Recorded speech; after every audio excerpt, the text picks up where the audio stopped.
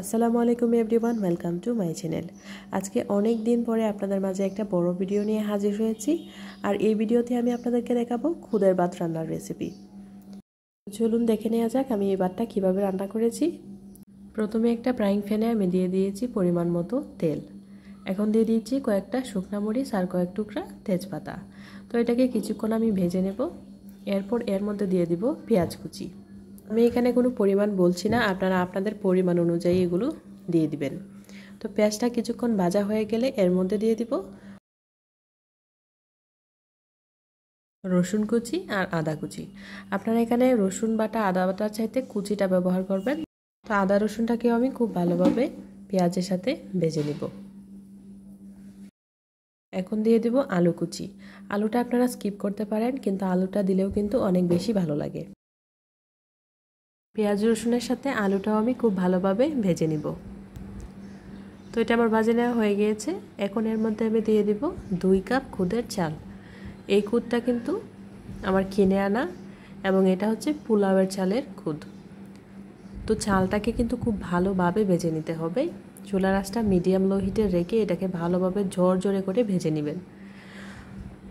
তো চালটা ভেজে নেওয়া হয়ে গিয়েছে। এখন আমি এটাতে দিয়ে দিব 1.5 কাপ পানি। পানিটা আমার নর্মাল তাপমাত্রারই। অনেকেই আছে এখানে গরম পানি ব্যবহার করে, তো আপনারা চাইলে গরম পানি ব্যবহার করতে পারেন, তবে ঠান্ডা পানি ব্যবহার করলেও কোনো সমস্যা নেই।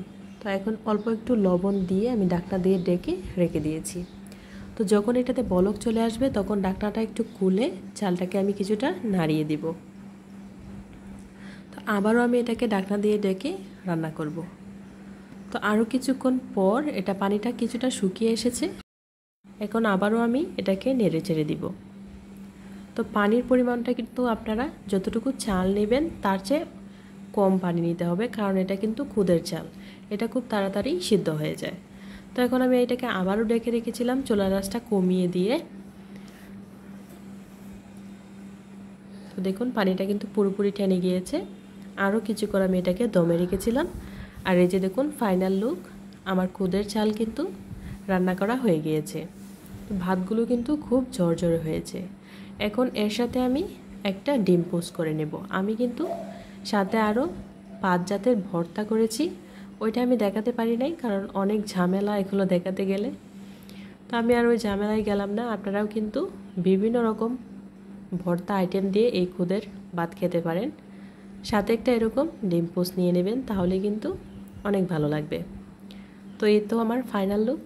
কতটা লোভনীয় লাগছে দেখতে, আর ভর্তা দিয়ে খেতে এটা তো অসাধারণ লাগে। আমি কিন্তু ডিম পোস্টটা দিতে ভুলে গিয়েছিলাম।